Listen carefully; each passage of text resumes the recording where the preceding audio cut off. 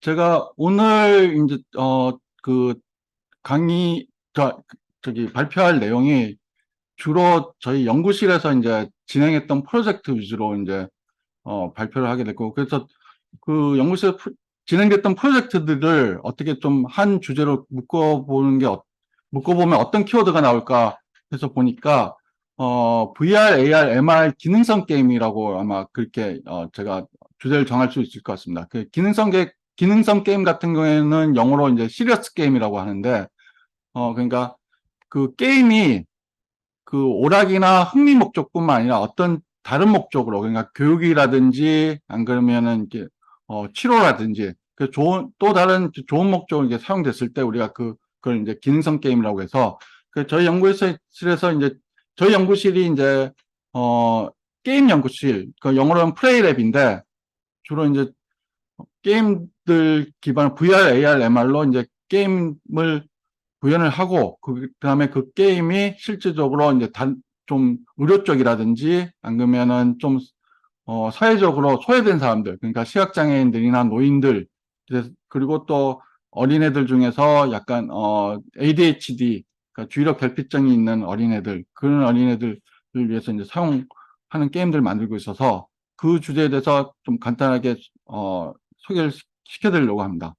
제가 백그라운드에서 잠깐 설명드리면은, 제가 그 지금 현재는 한양대 에리카 ICT 융합부에 어, 소속돼 있고, 그 다음에 대학원은 HCI 대학원하고 헬스케어 디지털 공학과에 있습니다. 그 한양대 같은 경우에는 이제 HCI 대학원이 있어가지고 아마 성균관대 인터랙션 학과하고 이제 성격이 비슷할 건데, 근데 저희가 그 HCI라는 그 단어를 선점을 했었죠. 선점을 해가지고 아마 그 대학원 중에서 이제 HCI가 생긴 거는 저희가 제일 처음에 이제 이름이 그게 생겼고, 그 한양대는 2018년도부터 제가 왔습니다. 그래서 그때 왔고, 그래서 현재는 정교수로 있고, 그전에는 계명대 게임 모바일 공학과에서 이제 있었습니다.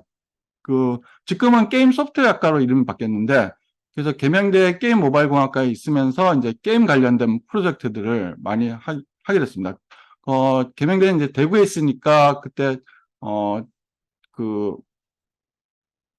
그 지역 과제들이 있었거든요. 지역 연구 과제들이 있어가지고 특성화 사업, 지역 특성화 사업 그쪽 과제도 있어요. 그쪽으로 해서 이제 하면서 그때 이제 실감 프로젝트를 또 정부 과제를 따서 하게 되면서 그렇게 했습니다. 그리고 그전에는 춘천교대 컴퓨터 교육과에서 이제 한국에 제일 처음에 들어올 때 춘천교대 컴퓨터 교육과에 이제 연구 교수로 이제 들어왔습니다.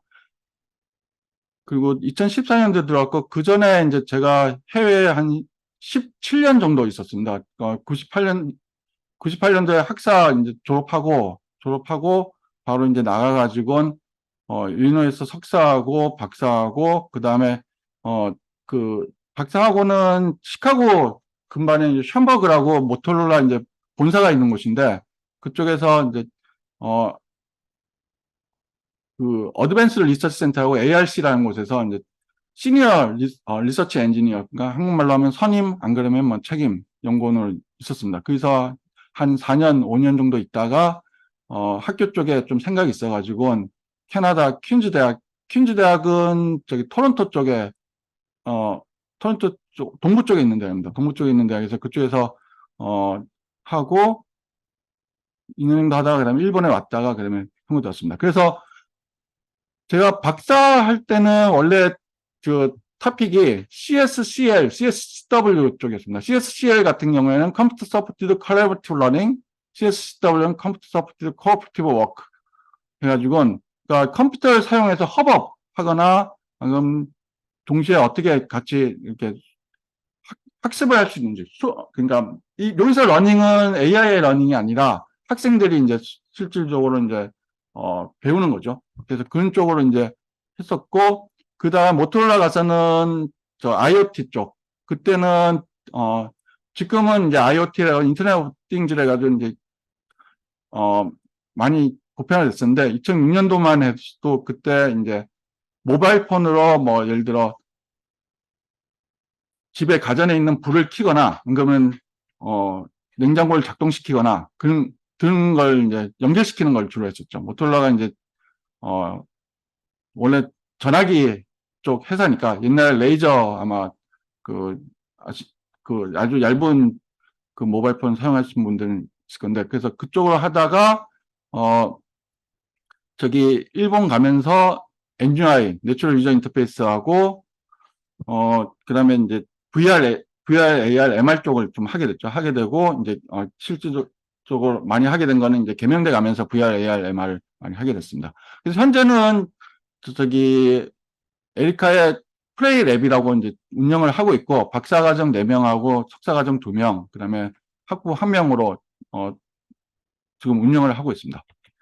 그 첫 번째 프로젝트 제가 소개시켜 드릴 거는 뭐냐면 VR과 MR을 이용한 협업 시스템입니다. 그러니까 CSW 쪽에 가까운데 그 정통적인 비디오 컨퍼런스 시스템을 통해서도 이제 협업들 많이 하죠. 지금 저희가 이제 강의하듯이 이렇게 비디오 컨퍼런싱 시스템을 통해서도 이제 협업이 되는데 이제 그런 시스템과 이제 VR과 MR을 사용해서 이제 협업을 했을 때 어떤 차이가 있는지 그걸 알아보기 위해서 이제 제가 연구를 했습니다. 연구를 했었고, 그, 요 협업에서 이제 중요한 개념 중에 하나가 이제 커먼 그라운드인 게 있습니다. 커먼 그라운드. 커먼 그라운드가, 저 헐버 크락이, 스탠퍼드 대학의 헐버 크락이 이제 인지심리학과인데, 인지심리학과 교수인데, 그 커먼 그라운드 관련해서 아주 논문도 많이 내고 그래서, 그 문과 쪽 교수님인데도 불구하고 저기 ACM, CSW의 키노트 스피커로도 이제 많이 인바이트 돼서 이야기도 하고 그랬습니다. 그래서 그 커먼 그라운드라는 게 우리가 커먼 그라운드가 형성된다 그런 이야기를 많이 하잖아요. 그래서 협업에 있어서 어떻게 보면은 이 커먼 그라운드를 형성하는 게 아주 중요하다고 베이스다. 그러니까 커먼 그라운드 형성이 되면 그 다음부터는 좀 협업을 효과적으로 할 수 있다. 그렇게 해서 이제 커먼 그라운드 개념이 이제 CSW에 많이 쓰이게 됐고, 그래서 그 커먼 그라운드를 헐버크락은 어떤 식으로 정했냐면은 A라는 사람이 X라는 사실을 알고 있고, 그럼 B라는 사람도 또한 X라는 사실을 알고 있고, 또 A라는 사람이 B라는 사람이 X라는 사실을 알고 있다는 사실을 알고 있고, B라는 사람이 A라는 사람이 X라는 사실을 알고 있다는 사실을 알고 있고, 또 A라는 사람이 B라는 사람이 A라는 사람이 X라는 사실을 알고 있다는 사실을 알고 있고, 그럼 B라는 사람이 또 A라는 사람이 B가 X라는 사실을 알고 있다는 사실을 알고 있다. 이런 식으로 이제 계속 어떻게 보면 무한대로 이제 연결되는 게 이게 컨텍스트죠. 문맥. 그러니까 단지 한 사실만 아니라 이제 여러 문맥을 통해서 형성됐을 때 이제 커먼 그라운드가 형성된다고 합니다. 그래서 커먼 그라운드 실제로 좀 측정하는 게 그렇게 쉽지가 않습니다. 매주 하는 게 쉽지 않아서 심리 쪽에서 많이 쓰이는 방법이 요 지금 보면 왼편에 보이는 이 탱그램이라는 걸 이용해서 많이 이제 커먼 그라운드가 얼마나 잘 형성이 되는지 그리고 효과적으로 형성되는지를 측정하는데 탱그램 같은 경우에는 이 조각들을 이렇게 배치를 해가지고 어떤 모양을 만드는 겁니다. 모양을 만들고 그 모양을 상대방한테 이제 그 설명을 해가지고 상대방이 내 조각을 내가 배치한 조각 상태를 보지 않은 상태에서 내 이야기를 듣고 똑같이 배치를 하면은 그 얼마나 두 사람이 나중에 비슷하게 그 배치를 했느냐 그에 따라서 그 두 사람이 커먼 그라운드가 잘 형성이 됐다 안 됐다 그게 판단을 합니다. 그래서 이 커먼 그라운드를 형성하는 타스크로 이제 탱그램이 많이 사용되는데 저희도 그래서 지금 여기서 이제 정통적인 비디오 컨퍼런스 시스템 하고 그다음에 VR, AR, MR 그다음에 또 베이스라인으로는 저기 오디오만 사용한 걸 했습니다. 오디오만 사용해가지고 여기 보면은 이제 오디오만 했을 때는 그 저기 여기서 볼까요? 그러니까 왼편에 이제 선생님 한 사람이 어떤 식으로 이제 조각을 맞추라고 이야기를 하면은 이제 학생이 이제 조각을 맞춥니다. 앞에 놓여 있는 조각을 맞추는데 그 오디오 같은 경우에는 선생님이 학생이 맞춘 지금 이 그림 같은 경우에는 이제 그 MR 상태고 그 오디오 상태일 때는 이 선생님이 그 학생이 맞추는 뭘 맞추는지 볼 수가 없습니다. 볼 수가 없고 그냥 소리만 듣고 이제 서로 협업을 하는 거고 그다음에 그 세 가지 환경이 나는 그 정통적인 세 가지 환경을 오디오하고 그다음 웹캠, 그러니까 지금 보듯이 모니터 앞에 이제 컴퓨터 카메라가 놓여 있어가지고 그 상대방의 작업 공간을 이제 보는 거죠. 작업 공간을 보면서 그 티처가 이제 학생한테 지도를 해서 이제 생각을 맞추게 하는 거.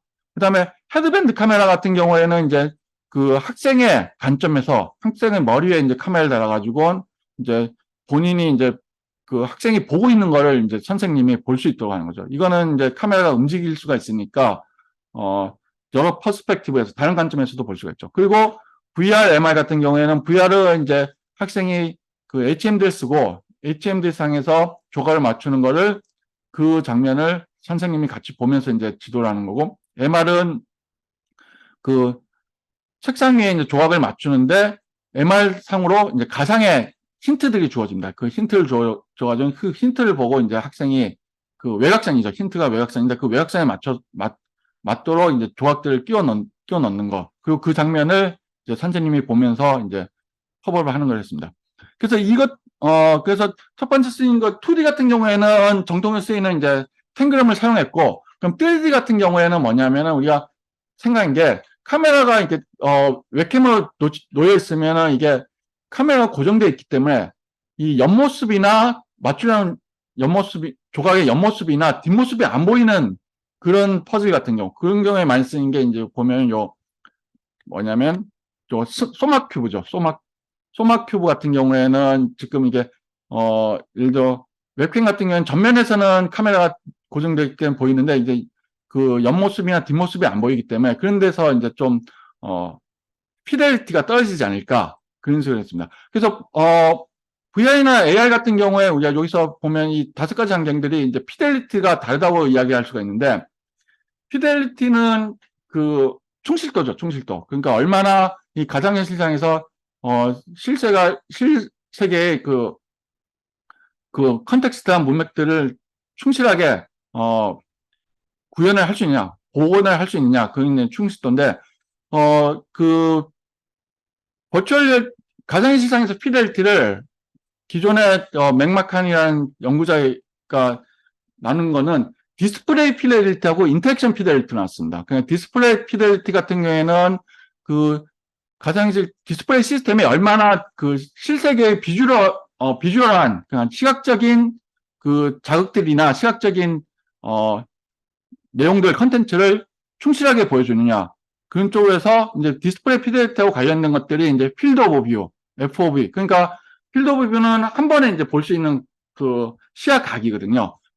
우리가 이제 실세계에서는 우리 시야 각이 한 뭐 180도, 180도가 한 150도 그 정도 이제 사람들이 옆으로 볼 수가 있는데, 이제 홀로렌즈 같은 게 초기에 이제 홀로렌즈 나왔을 때 이제 시야각이 좁다는 문제가 많이 났습니다. 그러니까 홀로렌즈 조금만 돌려도 그 가상의 물체들이 이제 안 보이고 그렇게 돼 있어가지고 그 필드 오브 뷰 같은 게 이제 디스플레이 피델리티하고 연관이 되고, 그다음에 필드 오브 뷰하고 또 관련된 게 FOR이 있습니다.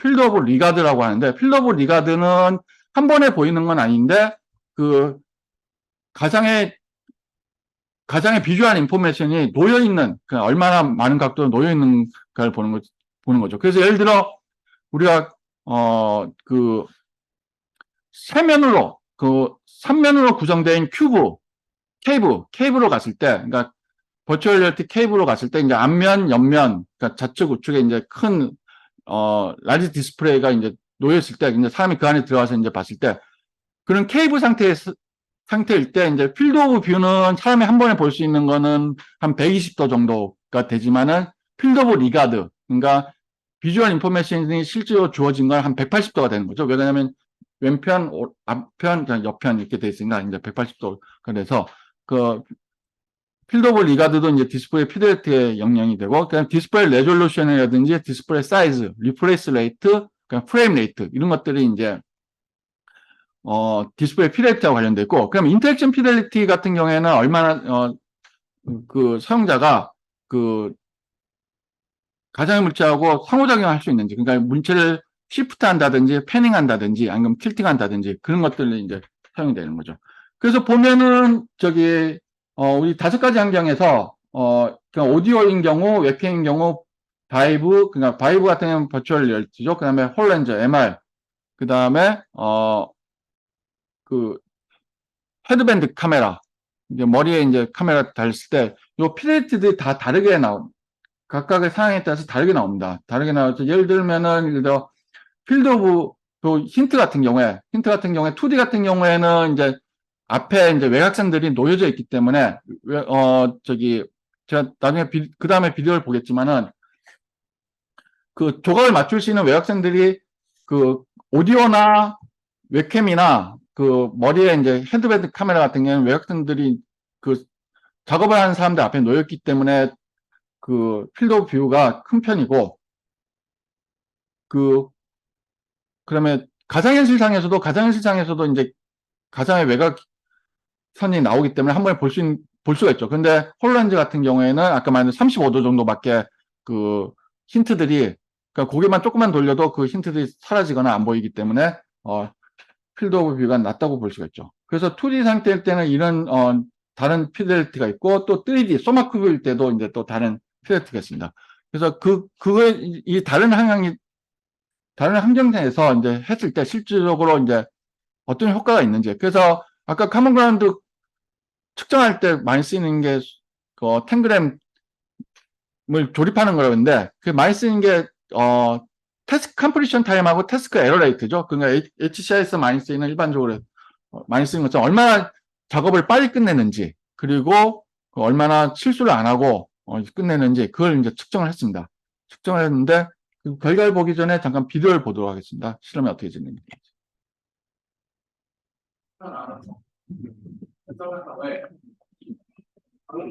지금 같은 오디오에서 이제 2D로 이제 조각을 맞추는 경우입니다.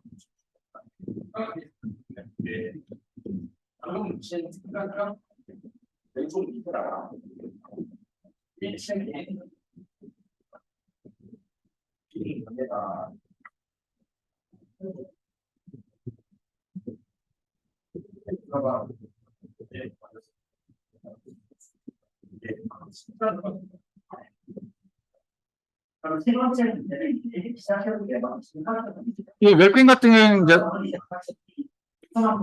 작업자의 작업 공간이 보이는 거죠. 지시자가. 그려주시고 그다음에 말한 공간이 있죠. 이건 3D 소마크를 조립할 때 이제 웹캠 상황입니다. 똑같이. 네. 두 명이 다 이게 네 그렇죠. 네 그렇죠. 네. 상대 이제 짧은 면이 미안하게 생각하게 되면서 왼쪽이가 돼요. 왜 왼쪽? 왼쪽이. 그렇게 죽어서 나는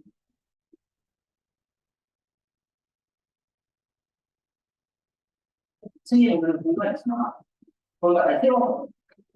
저기 보면은 하얗게 이제 외곽선이 있어가지고 힌트가 주어지는 거죠, 작업자들한테. 그렇게 하고 이제 여기는 일단 L자 블록이 있습니다. L자 블록을 괜찮을까?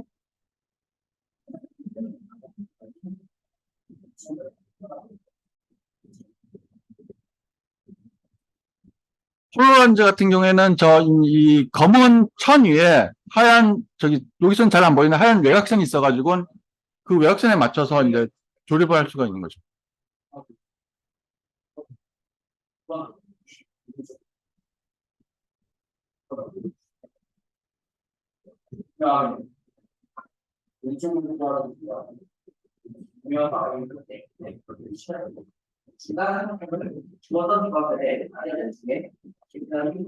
헤드밴드는 이제 시점이 이제 작업자의 시점이 공유가 되는 거고.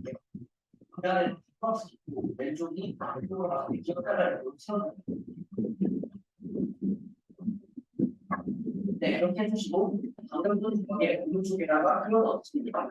네, 그리고 L자 들어서 들어서 네, 그래서 해보니까 그 2D 같은 경우에 실질적으로 아직까지는 이게 태스크 컴플리션 타임입니다. 얼마나 빨리 작업을 끝낼 수 있는가를 보니까 이제 카몬 그라운드가 형성됐다는 걸 볼 수 있는 게, 이제 트라이얼이 이제 반복할수록 처음에 할 때보다 이제 2번, 3번, 4번, 5번 하면 이제 두 사람들이 커먼 그라운드가 형성이 돼서 지시자가 말하는 게 뭔지 그걸 빨리빨리 캐치가 되는 거죠. 그러니까 처음 트라이얼에서는 지시자가 조각을 설명할 때 뭐 L자 모양처럼 생긴 오른쪽이 튀어나온 어, 약간 크기가 큰 그 조각을 어디 옮겨라 그렇게 하는데 이제 다섯 번째쯤 이제 다시 반복을 하게 되면은 그냥 L자 모양 조각을 오른쪽으로 옮겨라.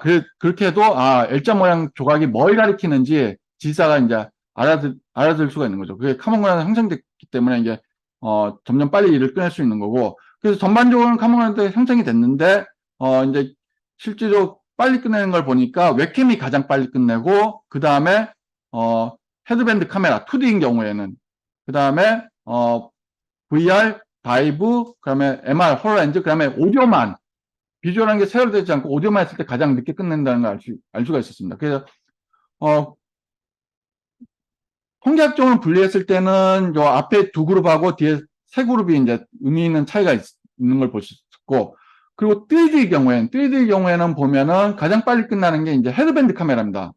웹캠이 아니라. 그러니까 2D 같은 경우에는 웹캠 카메라가 작업 공간을 전체를 다 커버를 하기 때문에 뭐 이렇게 퍼스펙티브를 작업하면서 중간에 퍼스펙티브를 바꿀 필요가 없었는데, 그 3D 같은 경우에는 3D 조각이기 때문에 이제 옆모습이라든지 뒷모습들을 봐야 했는데, 그 웹캠 같은 경우에는 카메라 고정되어 있기 때문에 옆모습이나 뒷모습을 볼 수 없었고, 헤드밴드 같은 경우에는 그 사용자의 그 작업자의 머리에 부착되어 있기 때문에 지시자가 작업자한테 이제 왼쪽으로 봐봐라, 오른쪽으로 봐봐라 그런 식으로 하면서 조각을 이제 바르게 이제 선택해서 끝낼 수가 있었죠. 그래서 헤드밴드가 가장 빨리 끝나고 그 다음에 웹캠, 그 다음에 이제 바이브 같은 경우에는 이제 좀 더 자유롭게 헤드 마운트 디바이스니까 고기를 움직여서 할 수가 있었고, 그 다음에 홀로렌즈, MR 같은 경우에는 암만 해도 저기 필드 오브 뷰가 작기 때문에 그 힌트들이 조금만 고개를 돌려서 사라지게 되죠. 그 다음에 오디오가 가장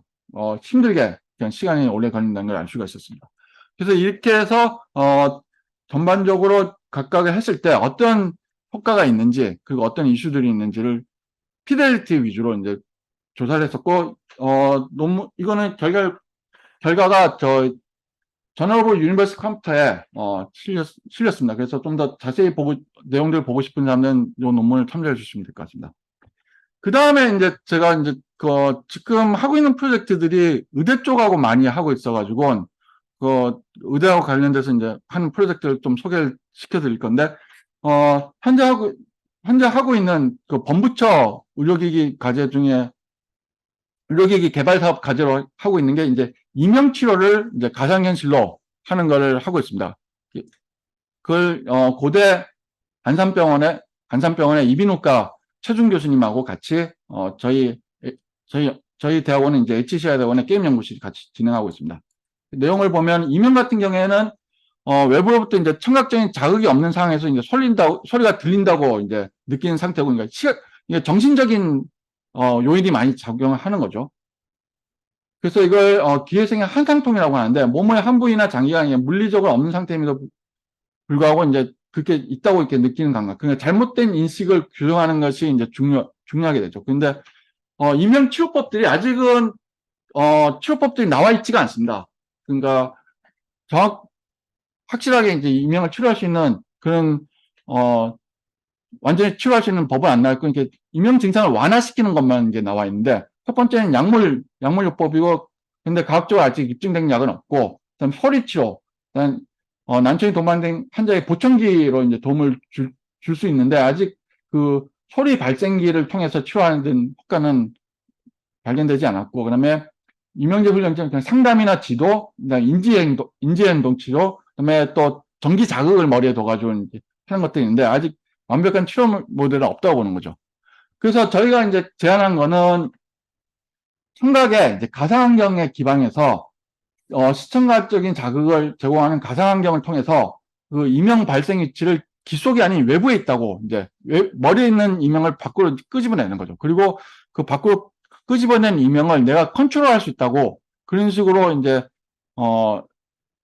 인지 치료를 하면은 좀 이명에 대해서 자기가 컨트롤할 수 있으니까 그게 완화되지 않을까, 그걸 알아보는 거죠.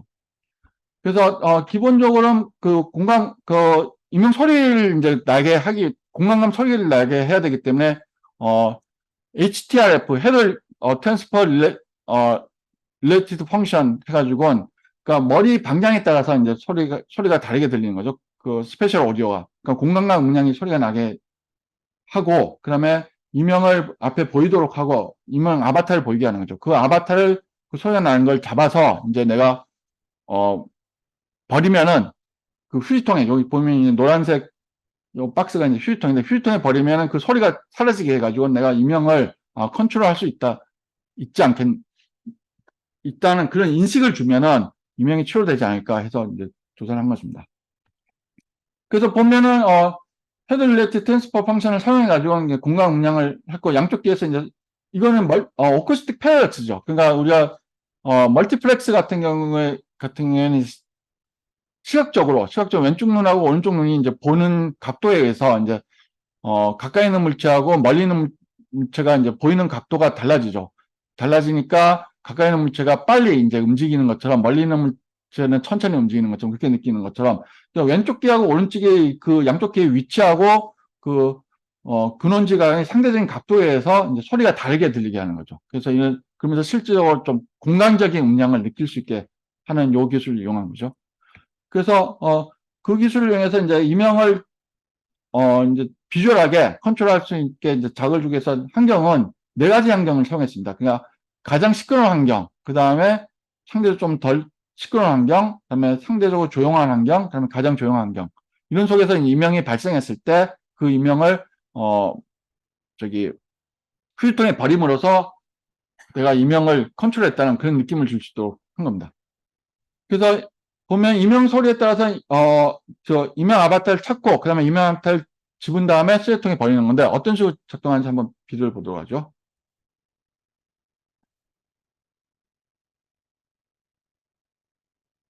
인명을 잡으면 이렇게 빨간색으로 변하고, 그걸 이제 저 휴지통에다가 버리면은,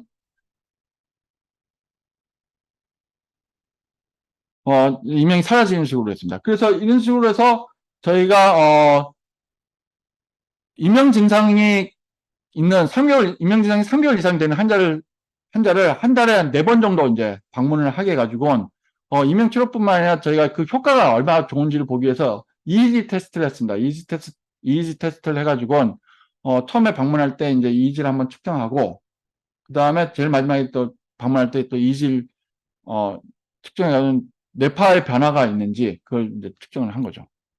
그래서 보니까 이제 많이 쓰이는 이제 이명의 이제 정도가 나아졌는지 보는 거는 이제 설문지를 많이 사용하는데 THI, 틴서스 힐링 인덱스 요 설문지를 사용해서 보니까 19명 환자 중에서 요 파란색 12명 환자가 이명에 대해 증상이 완화된 걸 볼 수가 있었고 또 뇌파도 보면은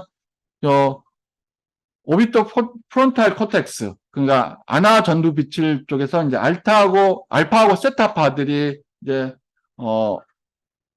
스트레스 조절 및 인지 능력 향상과 관련돼서 이제 반응을 하는 부분이거든요. 그쪽에서도 이제 의미 있는 차이가 있다는 걸 발견했었죠. 그래서 이 결과는 저희가 이제 사이언트 리포트지에 같이 게재를 했습니다.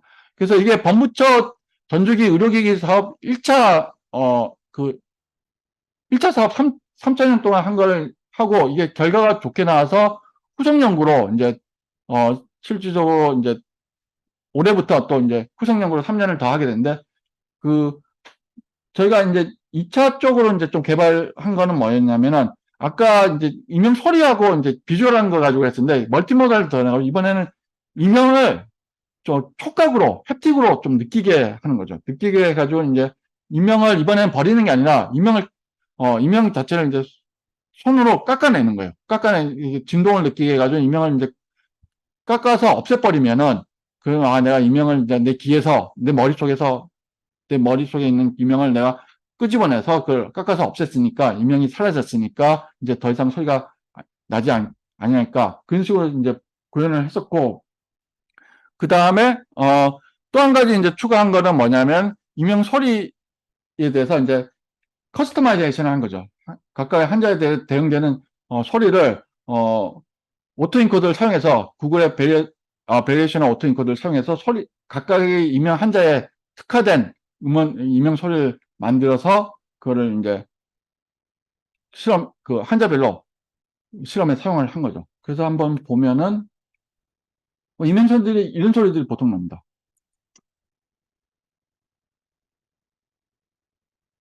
그러니까 뭐 망치로 누가 내 머리에 두드리는 그런 소리가 들린다고 그렇게 사람들이 이야기를 하고 그렇게도 하고 그래서 두 번째 지금 이게 실험은 현재 진행이 됐고 이제 결과 분석을 하고 있는데 실험 진행 비디오 예시를 한번 보도록 하겠습니다.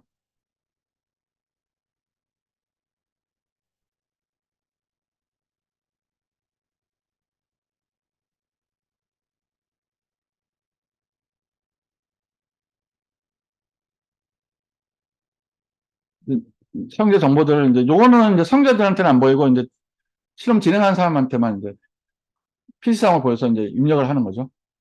양쪽에 들리는지 한쪽에만 들리는지 그거 이명의 처리 필증이나 그런 것들 가지고. 그래서 저걸 시선 추적이 돼가지고 이명을 보고 있으면 앞으로 와서 그걸 깎아내면은 이 파형도 변하는 게 비주얼하게도 보여지고 그다음에 손에 느끼는 햅틱들도 진동들이 점점 약해지는 거죠. 깎아내면.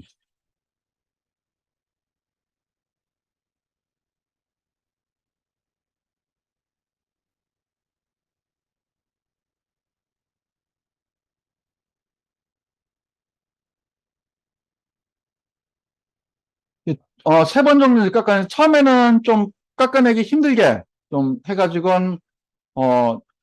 하고 두 번째, 세 번째는 쉽게 깎아낼 수 있도록 그 강도들을 저희가 실험에서는 좀 조정을 하였습니다.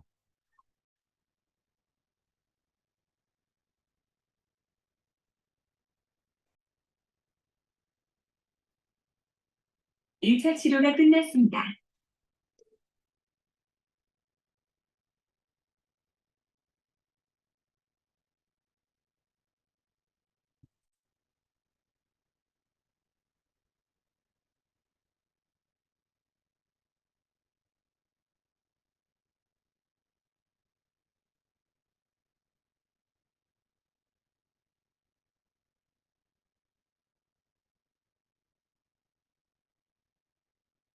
팬텀을 사용해서 촉각을 주는 거는 팬텀 기기를 사용해서 손에 2차 치료가 끝났습니다. 그런 식으로 해서 진행을 했습니다. 그래서 소리 안 들리면 좀 지루할 수가 있으니까 좀 앞으로 돌리도록 하겠습니다. 그래서 최종적으로 깎으면은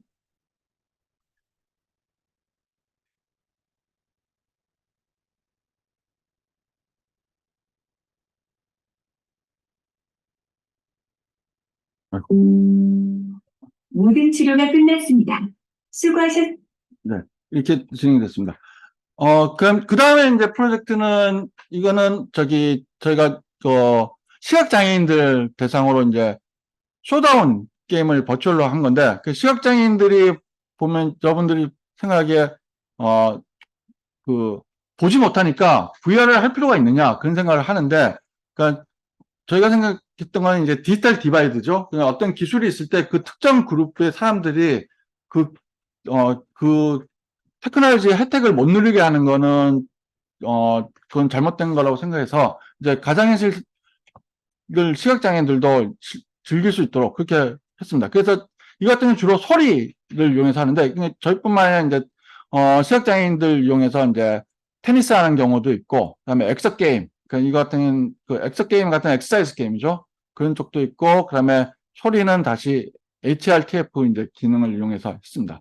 그렇게 하고 그다음에 근데 지금까지 그런 시각장애인들 대상으로 VR 게임들 개발된 것들도 있는데 대부분이 1인용 게임이에요. 1인용 게임이고 VR을 해서 시각장애인들과 다른 시각장애인이 같이 게임을 하거나 방금은 시각장애인과 일반인이 같이 이렇게 협업해서 게임을 하는 그런 경우는 없습니다. 그래서 저희는 그 게임을 통해서 좀 이렇게 다른 사람들하고 연결도 될 수 있도록 하기 위해서 그러니까 멀티플레이어가 리모트하게 멀리 떨어져서도 VR을 사용해서 플레이할 수 있도록 그런 게임을 했습니다.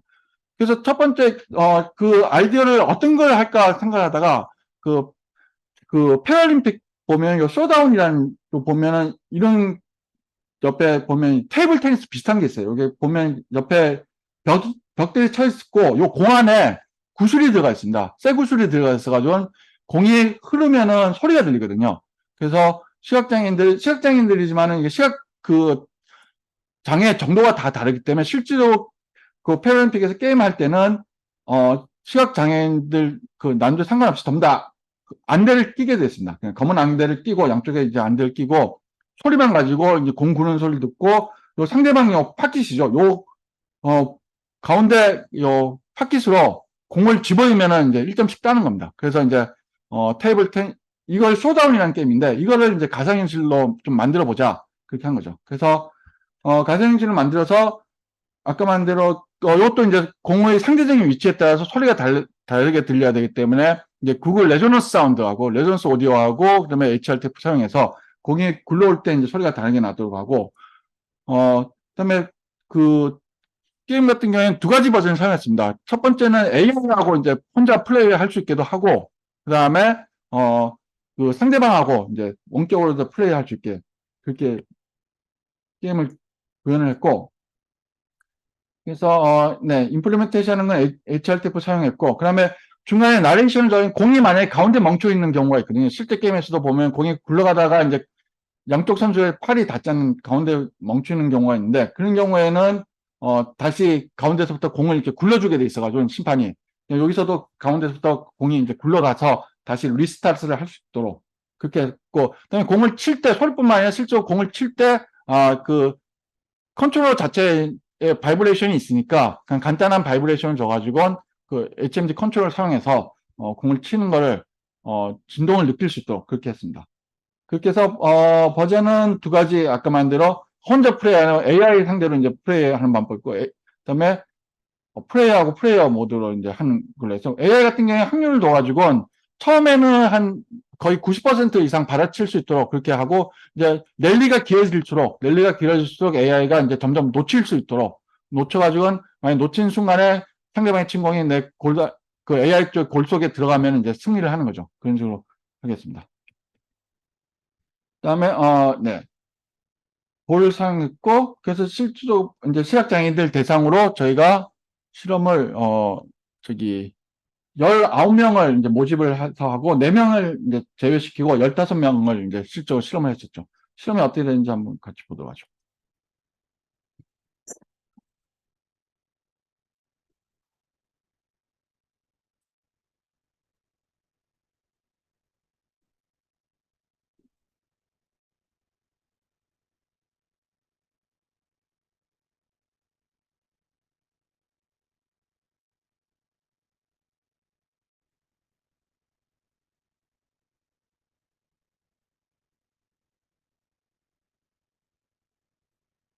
지금 이거는 AI하고 이제 플레이를 하는 거고 이겼습니다. 이건 첫 번째 실험하기 전에 공 소리를 제대로 잘 인식을 하는지 파일럿 스타디오 공 방향에 따라서 이제 파일럿 스타디 한 다음에 이제 요게 AI하고 플레이하는 거예요. 좋습니다. 그럼 이건 원격으로 이제 그린 스크린을 사용해서 이제 저희가 촬영을 했는데 원격으로 이제 두 사람이 플레이하는 거죠. 플레이 1 뷰하고 플레이 2 뷰가 이제 상대방의 뷰가 보이는 거죠. 그래서 리얼 쇼다운하고 이제 버추얼하게 이제 쇼다운 한 걸 비교를 해가지고 이렇게 했습니다.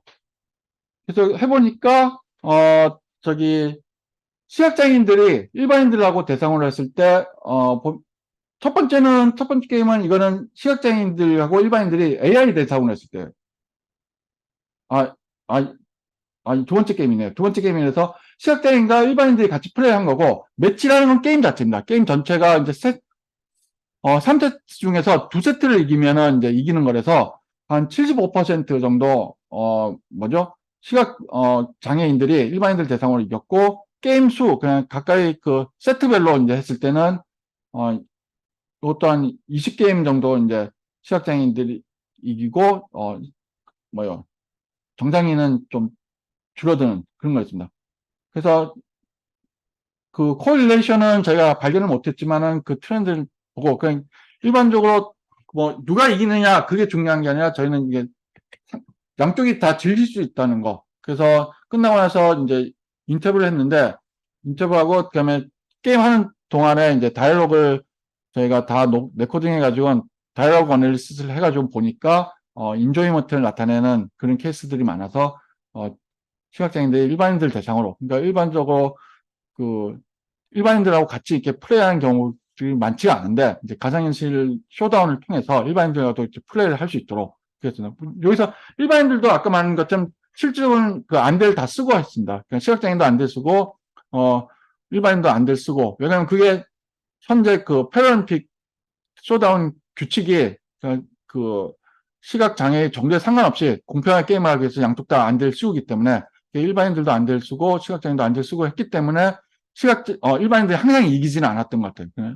안 그랬으면은 일반인들이 항상 이겼을 거예요. 보면서 하니까 그랬을 건데 이제 양쪽 오히려 눈을 가리고 하니까 시각장애인들이 소리에 더 익숙해서인지 시각장애인들이 더 이기는 경우가 많았습니다.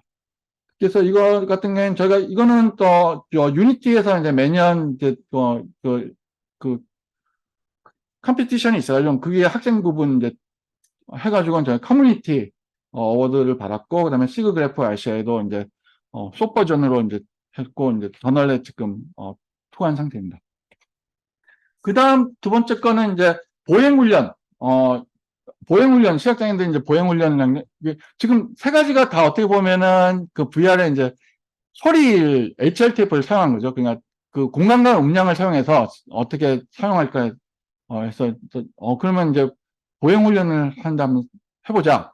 그래서 트레드밀과 그러니까 요 트레드밀과 안 그러면 실제로 걷는 거를 비교했을 때 저희가 관심 있었던 거는 길을 빨리 찾고 그런 것보다 보행훈련이 끝난 다음에 길을 얼마나 잘 기억을 하는지, 그리고 보행훈련 동안에 본인이 경험한 그 장애물들의 위치를 얼마나 시각장애인들이 잘 기억하는지, 그거를 이제 중점했습니다. 왜냐하면 시각장애인들이 인터뷰를 해보니까 나갈 때 항상 본인들이 알고 있는 길만 주로 가게 된다고 그러더라고요. 모르는 길을 새로 가진 않고 자기가 익숙한 길만 이제 가게 됐기 때문에, 그래서 얼마나 길을 잘 익숙하게 기억을 할 수 있는지 그걸 이제 측정을 한 거죠.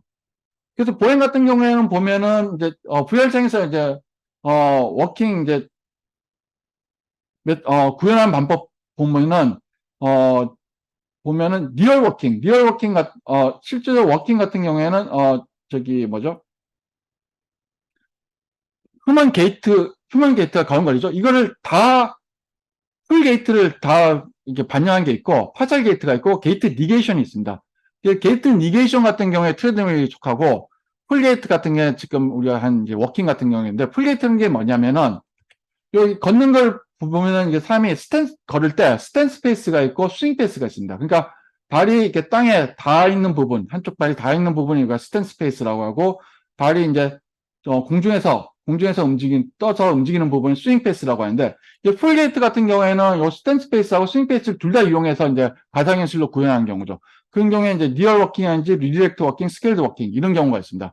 그러니까 리얼 워킹 같은 경우는 실질적으로 이제 사용자가 걷는 거를 가상현실상에서 트레이스를 해가지고 추적을 해가지고 그 가상현실상에서도 이동을 하게 하는 거고, 근데 그 가상현실상에서는 이제 그 사용자의 위치를 추적할 수 있는 공간이 제한되어 있잖아요. 제한되어 있기 때문에 그걸 리디렉트 워킹은 뭐냐면 실제 그 가상현실 제한된 공간에서 본인은 그러니까 조금씩 그러니까 이렇게 원방향으로 이렇게 돌게 됩니다. 그러니까 조금씩 이렇게 오른쪽으로 이렇게 도는데 본인이 못 느끼는 거죠. 가상현실상에서는 바로 이제 본인이 걷고 있다고 생각하는데, 이제 실질적으로 이제 실제 세계에서는 이제 조금씩 이렇게 원방향 이렇게 돌게 해서 무한하게 돌게 하는, 그렇게 하는 방법이 있고, 그다음 스케일 워킹은 실제 세계에서 세븐 리그 부츠처럼 실제 세계에서 한 발자국 걷는 게 가상현실상에서는 일곱 발자국 걷는 것처럼 그렇게 많이 이동하게 해서 좀 더 넓은 공간을 이동할 수 있도록 그렇게 하는 게 있죠. 그래서 그 리얼 워킹이 있고, 그럼 트레드밀을 사용하는 경우에는 게이트 니게이션이 돼가지고, 그러니까 실질적으로 운동을 하는데 몸이 앞으로 나가지 않는 거예요. 몸이 나가지 않도록 이제 어떻게 보면 제자리에서 걷게 하는 거죠. 그래서 쓰이는 방법들이 트레드밀을 사용하는 경우도 있고, 트레드밀은 이제 한 방향으로만 되는 경우, 그다음에 그래서 한 방향이 아니라 여러 방향을 옴니디렉셔널 트레드밀 같은 경우는 이제 패시브하고 액티브가 있습니다. 패시브는 그 트레드밀이 움직이는 게 사용자가 모멘텀을 주거나 사용자가 힘을 줘가지고 사용자의 무게에 의해서 이제 움직이게 되는 거죠. 그런 경우에 보면은 이제 베어링 볼, 그러니까 밑에 바닥에 이제 베어링 볼 같은 걸 가지고 그 볼상에서 상자가 움직이면은 이제 그게 가상 현실상에서 움직이게 하는 게 있고, 액티브 같은 경우에 액티브 옴니 디렉셔널 같은 경우에는 사용자의 움직임에 상관없이 그 트레드밀 자체에서 이제 구동을 하는 거죠. 구동을 해서 움직이게 하는 게 있고, 그다음에 로우 프릭션 같은 경우에는 마찰력을 적게 해서 이제 움직이는 거, 스텝 베이스드 이제 같은 경우에는 우리가 그 헬스장 같은 데 보면 스텝 머신이죠. 트레드밀 말고 스텝 머신도 있잖아요. 그래서 이제 스텝을 이용해서 이제 니게이션 시키는 게 있는데, 저희는 요 중에서 액티브 옴니 디렉셔널 트레드밀과 그다음에 이제 워킹, 리얼 워킹을 이용해서 이제 비교를 하는 거죠. 그래서 트레드밀과 그 트래크를 발에 찼을 때, 그 시각장애인이 가상 현실상에서 보행 훈련을 했을 때 어느 것이 나중에 훈련이 끝난 다음에 시각장애인이 그 길의 모양이나 장애물을 외우는데 더 효과적이었는지 그걸 비교한 거죠. 그래서 트레드밀 같은 경우에는 버추스 옴니 트레드밀 요걸 사용했고, 이건 이제 넘어지지 않도록 허리를 이렇게 보호하도록 했습니다. 근데 사방으로 360도 이제 걷게 돼 있고, 그다음에 실제로 걷는 거는 이 바이브 트래커를 이제 발목에 달아가지고 이제 세팅을 한 거죠. 그래서 측정한 거는 한 다음에 이제 길 모양은 이렇게 사용자들이 그 길을 볼 수는 없으니까 설문지에 표현할 수는 없고, 우리가 3D 프린터로 이렇게 뽑아가지고 길모양을 뽑아서 요 스타트 포인트는 이렇게 옆에 이제 하작표 나온 걸로 해가지고 본인이 걸어본 길이 어떤 모양이 가장 가까운가 그렇게 선택을 하게 한 거죠. 선택을 하게 하고, 두 번째 이제 장애물, 두 번째 실험에서는 요 중에서 가장 잘 인식하는 길을 한 개 선택해가지고 두 번째 실험에서는 그 길에서 이제 장애물들 중간에 넣어가지고 장애물을 위치를 이제 본인이 경험했던 장애물의 위치를 이제 요 블락으로 표시를 할 수 있게 했습니다. 그래서 요 전담류들 이제 비교를 했었죠. 실험한 걸 같이 비교를 보면은 다음과 같습니다.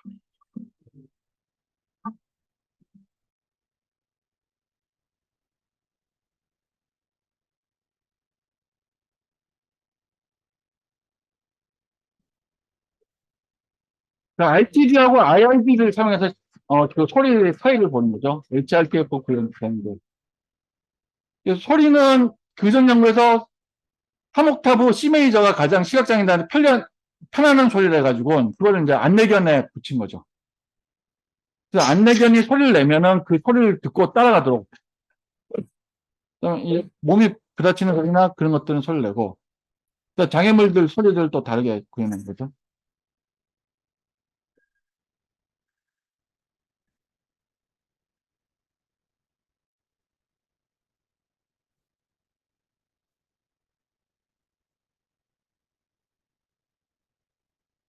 길 모양 같은 게 다양한 길 모양들 스타트에서 피니시까지 갈 수 있도록 그렇게 했습니다.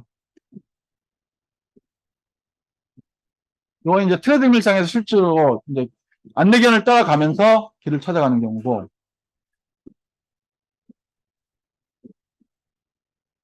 이분은 다 시각장애인들입니다. 실제 리어워킹에는 발목에 이제 트래커를 달아가지고 여기서 이제 이동을 하게 한 겁니다. 강아지 소리를 듣고.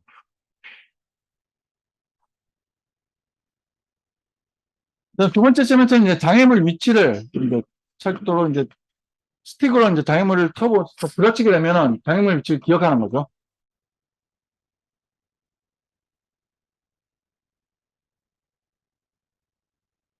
통제 철도를 해보겠습니다.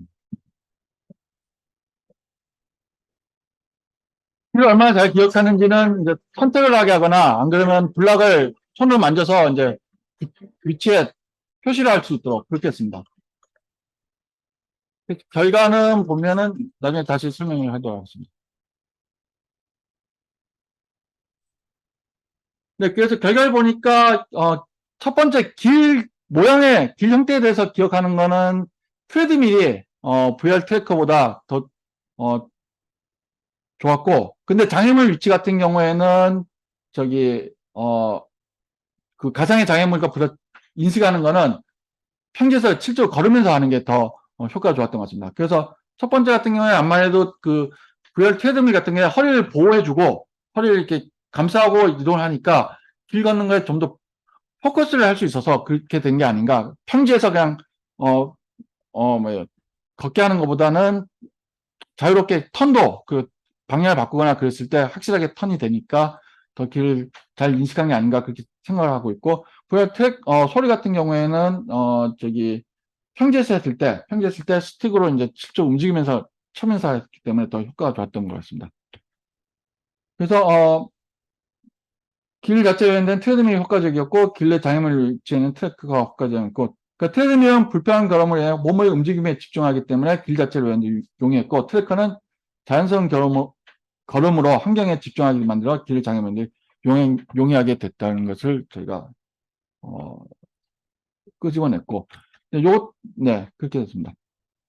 이것도 지금 현재 제출된 상태이고, 그 다음에 이제, 프로젝트는 저희가, 이거는 전남대 의대하고 재활, 재활학과하고 하고 있는데, 이거는 원래는 코비드 19 되면서 이 천식 환자들이 많이 생겼거든요. 그 천식 환자들 많이 생겨서 VR 입력기 중에 지금 많이 쓰는 게 이제 동작이시나 그런 건 되는데 손으로 하는 거나 그런 건 되는데 이제 입으로 이렇게 입력하는 거는 없으니까 그럼 VR 입력기로 이제 호흡을 통해서 VR 이제 상호작용하는 거를 한번 해보는 건 어떨까 그런 생각을 한 거죠. 그래서 호흡 관련해서 그러면 어떤 컨텐츠를 개발할까 생각하다가 전남대 의대 교수님하고 이야기를 하다가 천식 훈련을 하는데 실제로 폐활량 측정하는데 이게 되게 지루하대요. 지루해가지고 환자들이 이걸 열심히 불어주고 적극적으로 해줘야지 정확하게 측정이 되는데 열심히 불지도 않고 들숨이나 날숨을 열심히 하지 않기 때문에, 그리고 또 이것도 훈련용으로도 많이 쓰이는데 훈련 자체도 좀 지루하기 때문에 열심히 안 한다는 거죠. 그래서 이거를 좀 게임을 결합시켜가지고 좀 컨텐츠를 보면서 재밌게 하면은 환자들이 좀 적극적으로 하지 않을까 그렇게 아이디어가 나와서, 그러면 호흡 훈련하는데 쓰자, 그 컨텐츠 만들어보자 했습니다. 그래서 첫 번째 했는데 지금 아직 전염대 의대는 지금 실험을 하고 있고, 실험하기 전에 이거는 실험하기 전에 IRB 하기 전에 그 만들어 놓은 걸 이제 저희 쪽에서 서울 쪽에서 이제 ADHD 저희가 알고 있는 운동 재활 센터가 있어가지고 그쪽에 ADHD 어린이들도 요 호흡 훈련을 하면서 집중력을, 이 호흡 훈련하는 게 이제 요가 같은 거 할 때 명상하잖아요. 명상하면서 호흡 훈련하면서 이제 집중력 키우기도 하니까, 그러면 이게 ADHD 어린이들 이제 호흡 훈련과 집중력에 어떤 효과가 있지 않을까 그 생각을 해서 이제 실험을 진행한 거죠. 실험을 진행을 해가지고, 그래서 기기 자체는 보면은 이제 안에 블루투스 모듈이 들어가 있어가지고 알두인을 통해서 호흡 센서는 브레스 프레셔 센서는 DHF, pH 디퍼렌셜 센서 요걸 이용해서 호흡의 양을 측정하고, 그게 이제 블루투스 모듈을 통해서 모바일 폰과 연결됩니다. 모바일 폰과 연결돼서 부는 정도에 따라서 앞에 보이는 컨텐츠들이 반응을 하는 거죠. 반응을 해서 보면은 이렇게 돼서 요 안에 이제 들어가 있고, 여기 이제 센서들하고 블루투스 들어가 있고, 여기서 이제 요 마우스피스는 그, 안전상, 위생상 목적이긴 시험할 때마다 이제 바깥 끼워서 하는 거죠. 이게 실제적으로 아까 호흡 제어 훈련할 때 사용하는 그런 마우스피스라서 그걸 붙이고 이제 불면은 여기서 부는 거의 정도에 따라서 가상인식, 스마트폰에 가상인식 컨텐츠를 세 가지를 했는데 세 가지가 반응을 합니다. 반응을 해서, 첫 번째는 들숨 날숨 다 해가지고, 로켓이 빨아들였다가 뱉으면은 이제 발사를 하는 거죠. 발사하는 거고, 요거는, 촛불 끄는 거. 그러니까 바람을 불어서 촛불 끄는 거. 이거는, 들숨에서 케이크를 빨아들이는 거죠. 빨아들이면 케이크가 나한테 회오리 들듯이 이제 다가오는 거죠. 그래서 요거 같은 경우에, 첫 번째 로켓 같은 경우에는 이제, 진로시 청장이 있어가지고, 빨아들이면 이게 로켓 줄을 뒀다가 이제 발사하면 청장을 뚫고 이제 우주로 날아갑니다. 우주로 날아가고, 그걸 측정하는 건데, 이 비디오를 한번 같이 보도록 하죠.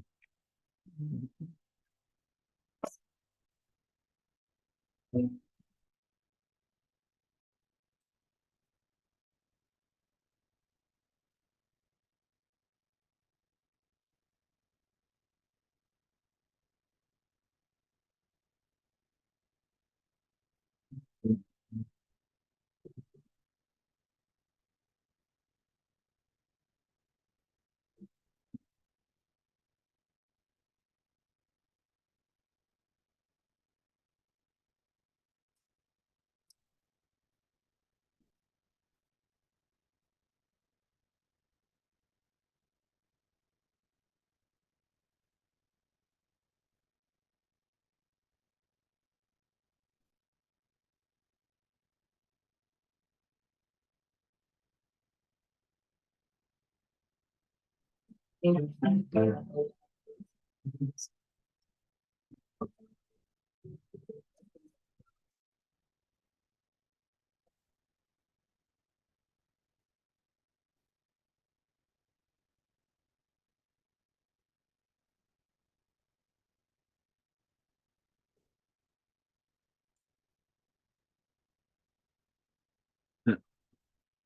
그래서 보니까 실질적으로 집중력 테스트는 저희가 저기 아타 테스트 사용했습니다. 아타 테스트를 사용해가지고 아타 테스트 같은 경우에 비주얼 스티뮬레이션하고 오디오 스티뮬레이션을 반응하는 속도를 하거든요. 그래서 에러 레이트 같은 경우에는 그 반응을 놓치거나 안 그러면은 뭐 이렇게 어 제때 반응하는지 그런 것들 측정했는데 보니까 익스페리먼트 그룹이 어 저기 저 훨씬 많이 사전 사후를 비교해 보니까 어 그 훈련을 받은 다음에 어 정, 정통적인 운동 치료를 받은 학생들과 그다음에 요 게임을 통한 치료를 받은 학생들 사전 사후 차이를 비교해 보니까 어 저기 에러 레이트들이 훨씬 많이 줄어든다는 걸 볼 수가 있었죠. 볼 수가 있어서 집중력이 좀 향상됐다는 걸 볼 수가 있었고, 그다음에 호흡 쪽도 보니까 저 MRP 같은 경우에는 저 맥시멈 이넬레이션 프레셔고 MEP는 맥시멈 엑셀 프레셔. 그러니까 MRP는 들숨, MEP는 날숨. 그다음에 FEV1은 First Expiratory Volume in 1 second. 그러니까 1초 동안에 얼마나 이렇게 많이 뽑아내는지 그런 걸 이제 병원에서 실제로 측정하는 거니까. 그리고 FVC는 First Vital Capacity. 이런 기구들을 이제 저희가 측정은 의대에서 그 기기를 빌려가지고 실험 전과 실험 후를 이제 실제로 측정을 한 거죠. 측정해 보니까 또 의미 있는 차이가 있었다는 걸 발견했습니다. 그렇게 마지막 프로젝트는 저기가 이거는 지금 순천대하고 하고 있는 건데 이건 그 코로나 때 이제 트라우마 치료를 받으면서 이제 의료진과 그러니까 트라우마 그 환자들을 치료한 의료진들 그리고 그다음에 트라우마 자체 그 트라우마 트라우마라는데 코로나 19를 겪은 후에 그 트라우마들이 생겨서 그 환자들한테 이제 그 트라우마를 극복하기 위해서 마음 안정 치료를 하기 위해서 이제 한 겁니다. 요거는 저희가 저기 복지부 과제가 채택이 돼가지고 하고 있는데 그래서 마음 쉼터라는 게 지금 현재적으로 그 트라우마 치료를 위해서 쓰이는 핸드폰 버전이 있습니다. 핸드폰 버전이 있어가지고 그게 보급이 돼서 앱으로 보급돼서 이제 사용이 되고 있는데 그걸 좀 더 몰입감 있게 하기 위해서 가상현실로 한번 구현해 보면 어떻게 되냐. 그래서 저희 쪽에서 이제 시스템 개발하고 순천대에서 그 의료 실험을 실제로 진행을 하고 가천대에서 그 컨텐츠라든지 그 프로토콜들 가천대는 심리학과입니다. 심리학과 쪽에서 이제 프로토콜들 이제 개발을 해가지고 실적을 하는 거죠. 그래서 보면 크게 뭐 빗줄기 기법 같은 경우에는 이제 빛이 나한테 다가오면은 이제 마음이 좀 따뜻하게 느껴진다 해가지고 요것 같은 경우 손에 온도 센서를 달아가지고 패틸러를 이용한 온도 센서를 달아가지고 실제로 몸이 따뜻하게 햇볕이 가상으로 이제 오면은 몸이 따뜻하게 느껴지도록 하는 거죠. 그렇게 하고 그다음에 명상 그다음에 봉인 연습 같은 경우에는 이제 그 나쁜 기억들을 액자에다가 집어여가지고 그걸 상자에 봉인하는 식으로 그걸 가상으로 이제 보여주게 했습니다. 그래서 빗줄기 예법 한번 예시를 보면 다음과 같습니다.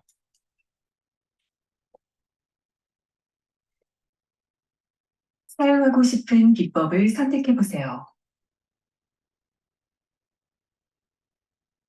빗줄기 기법은 여러분이 현재 경험하는 불쾌한 감정이나 불편한 심情, 처음에 이제 세팅을 하는 거 환자별로 크기, 음. 온도, 질감, 소리 등을 구체적으로 상상하고 칩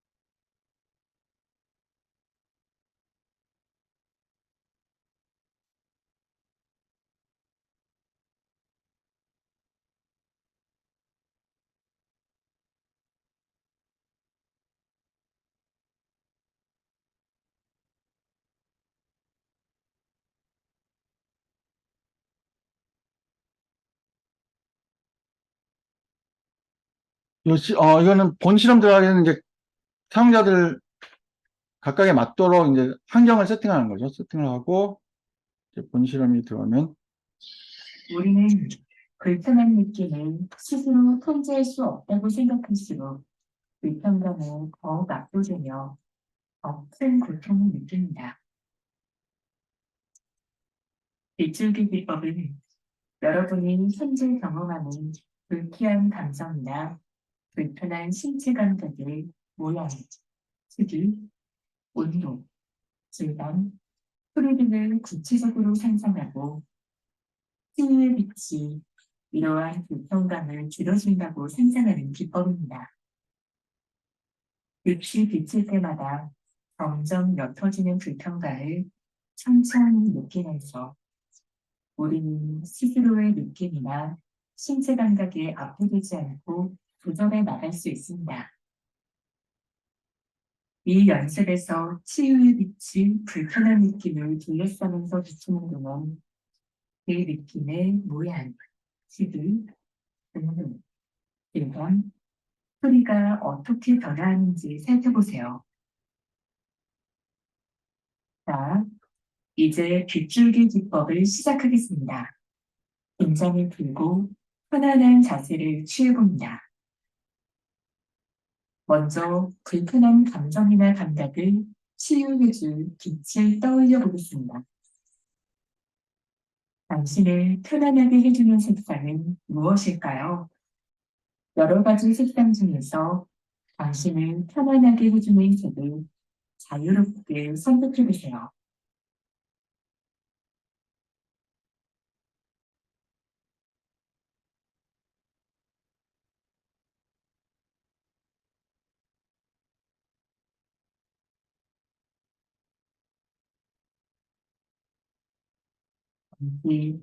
이 빛에 머물러 편안한 느낌을 느껴봅니다.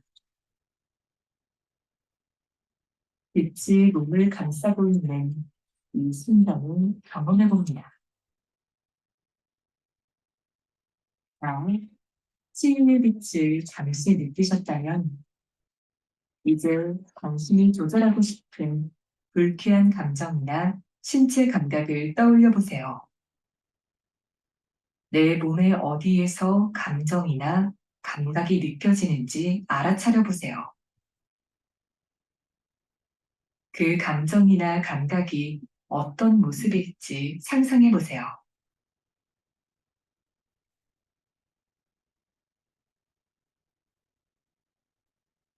만약 그 느낌을 눈으로 바라볼 수 있다면 어떤 모양일지 상상해 봅니다. 크기는 얼마나 될지, 또 색깔은 어떨지 떠올려 봅니다. 그 느낌을 만질 수 있다면 그 질감이 매끈할지 거칠지도 상상해 보세요. 소리는 어떤지, 냄새도 느껴지는지, 피부로 느껴지는 온도가 있다면 그 온도도 천천히 알아차려 봅니다. 나를 불편하게 하는 감정이나 감각을 최대한 생생하게 마음속에 그려봅니다. 그 모습은 하늘을 뒤덮은 검은 먹구름일 수도 있고, 가슴을 짓누르는 차갑고 무거운 돌덩이거나 딱 달라붙어 떨어지지 않는 끈적거리는 느낌일 수도 있습니다. 지금부터는 나의 몸에 천천히 주의를 기울여 보겠습니다. 지금 가장 편안한 자세를 취해보세요. 그리고 지금 숨 쉬고 있는 나 자신을 알아차려 봅니다. 숨을 들이마실 때 배가 볼록 나오고 숨을 내쉴 때 배가 들어가도록 천천히 호흡해 봅니다. 천천히 들이마시고 천천히 내쉽니다. 나의 숨이 코와 입을 지나 뱃속 깊숙이 가득 채우는 느낌을 느껴봅니다. 다시 천천히 숨을 내쉬면서 몸에 서서히 힘을 뺍니다. 이마와 미간의 긴장을 풀고 눈에 들어갔던 힘도 천천히 풀어보세요. 관자놀이, 광대, 턱, 입에 들어갔던 힘이 빠져나가고 얼굴의 근육 하나하나가 이완되는 것을 느껴봅니다. 편안한 느낌이 서서히 아래로 퍼져나갑니다. 나의 뒷목, 어깨의 긴장감도 서서히 줄어듭니다.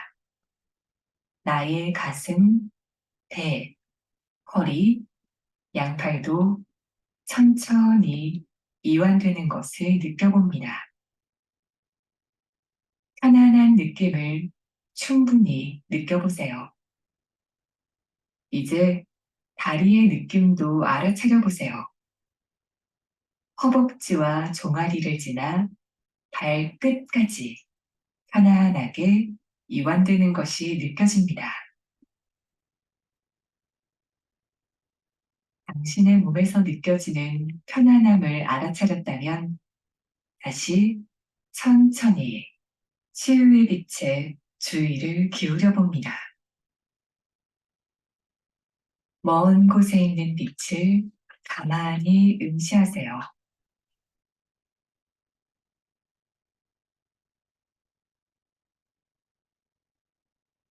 이제 치유의 빛이 점점 당신 가까이에 내려와 당신의 몸을 비추기 시작합니다.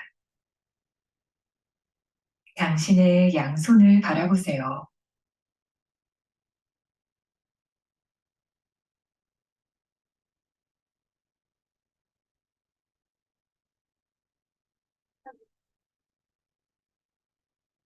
그 위에 비치는 치유의 빛을 느껴봅니다. 이 치유의 빛이 당신이 느끼는 불편한 느낌을 에워싸기 시작합니다. 당신의 몸 안에 점점 더 많은 빛이 들어와서 불편한 감정과 감각을 둘러싸고 있습니다.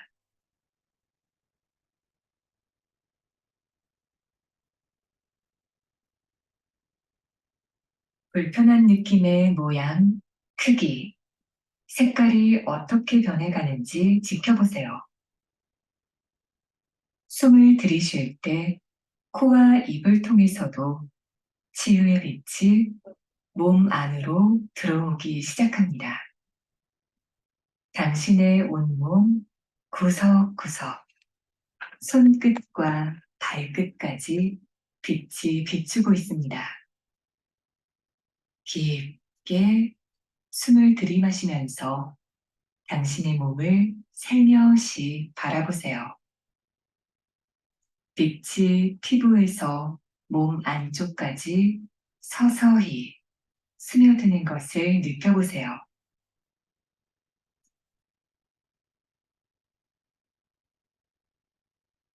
당신의 몸이 빛으로 가득 채워지는 것을 지켜보세요. 숨을 내쉴 때마다 몸 안에 있던 불편한 느낌이 몸 밖으로 빠져나갑니다. 몸 안의 긴장도 함께 빠져나가는 것을 느껴보세요. 당신의 몸은 점점 더 빛으로 채워지고 기분 좋은 편안함이 온몸에서 느껴집니다. 천천히 심호흡을 하면서 이 상태를 충분히 느껴봅니다.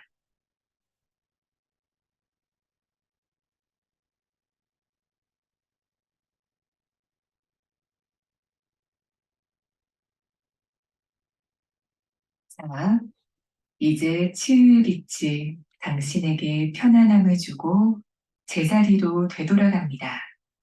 편안히 호흡하면서 5을 셉니다. 하나, 둘, 셋, 넷, 다섯.